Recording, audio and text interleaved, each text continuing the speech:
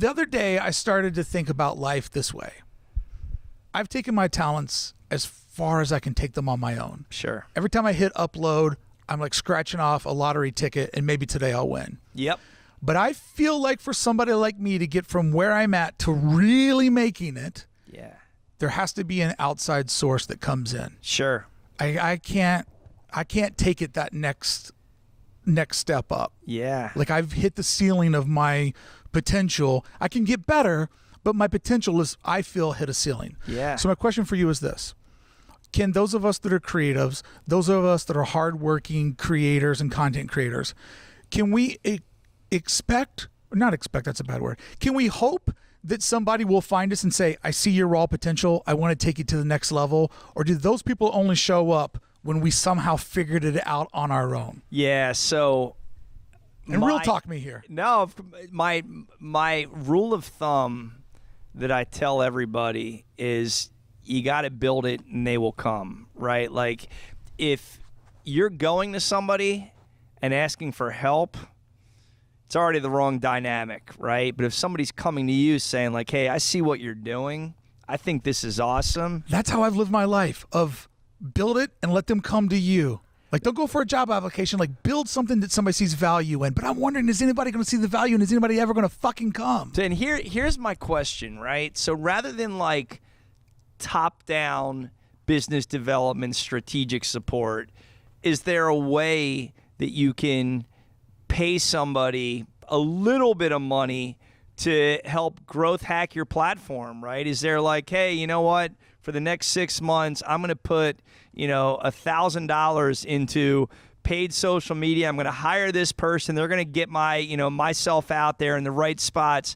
And it's, can you kind of engineer the process of bringing people to you, right? And I don't know enough about the podcast world to understand if like what I'm saying even makes sense. No, that totally makes sense, because you got to get more people aware of you. And so with a limited budget, I've put my money into development.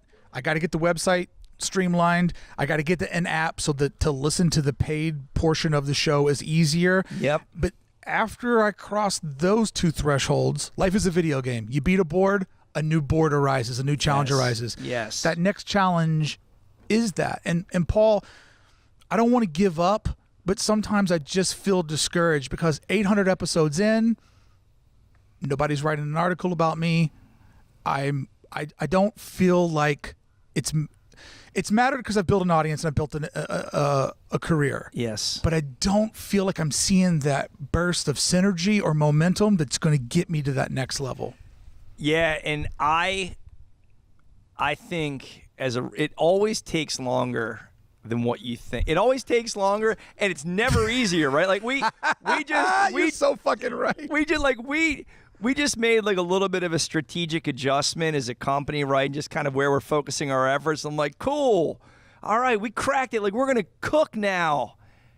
But then how you kind of manage the day-to-day inside of this change, you don't turn a fucking switch on, right? Right. Then you've got to like get into the details of like, okay, we're doing things differently now, but how do we do that great? And I swear, like when you think you got it, you're maybe halfway there. Yeah. And the other side, if you are halfway there, that second half, it's actually harder. Yeah. Right? So here's been like a big thing for me this year, and it's required so much self-reflection, right? I've realized that I've always done too many different things, right? So when it was Ferret, we had our record label, but then we had we co-produced a tour, Sounds of the Underground. We had a music publishing venture, managed artists, and it was my biggest.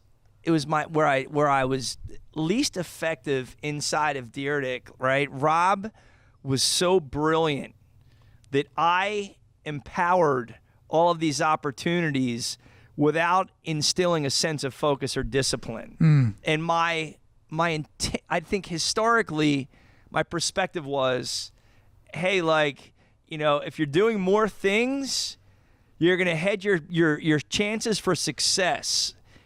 And what I've realized this year is by doing too many things, I'm not going deep enough, right? And by not going deep enough, it's holding me back from finding the success I want to find, right?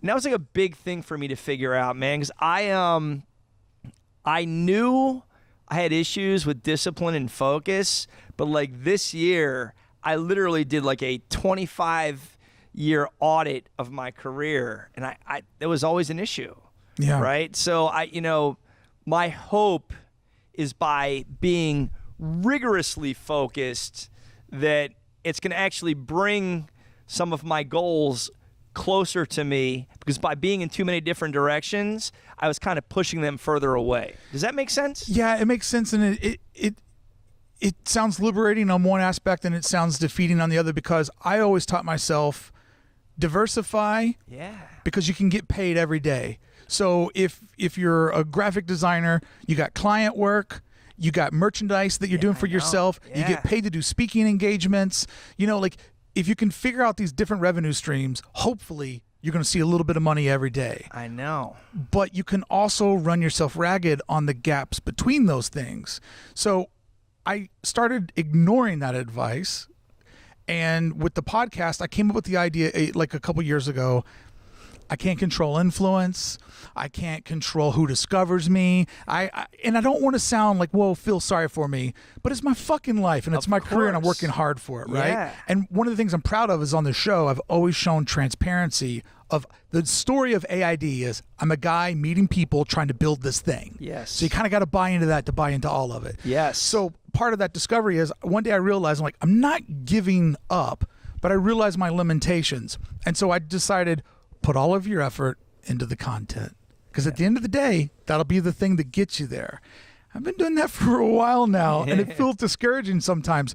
So I understand what you're saying about dial your focus in. Yeah. But can the focus become tunnel vision? I don't know. We're going to have, we're 2 years down the road. I would love that. I'm not sure, man. I think, it's funny. Now that I've got this new layer of focus, I'm just picking up on shit that is kind of supporting my mentality.